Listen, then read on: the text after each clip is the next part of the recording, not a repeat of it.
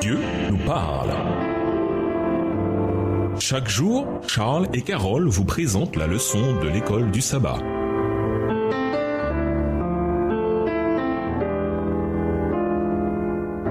Bienvenue dans votre émission Dieu nous parle. Nous voilà à la leçon 1 qui va du 24 au 30 septembre. Fin. Étude de la semaine.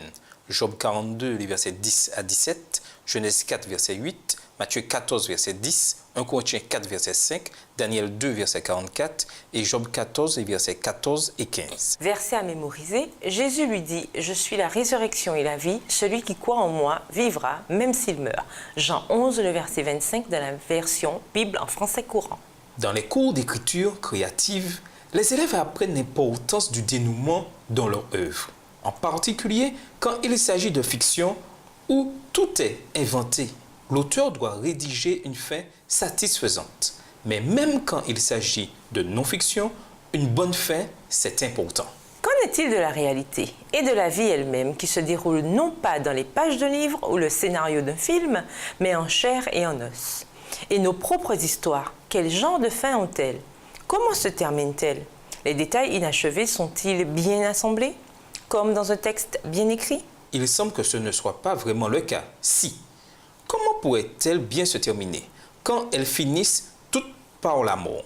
En ce sens, nous n'avons jamais vraiment de fin heureuse, car à quel moment la mort est-elle heureuse? C'est la même chose avec l'histoire de Job. On décrit souvent son dénouement comme une fin heureuse, en tout cas comparée à toutes les souffrances que Job avait dû traverser. Mais en réalité, elle n'est pas si heureuse que cela, car cette histoire, elle aussi, se termine par la mort.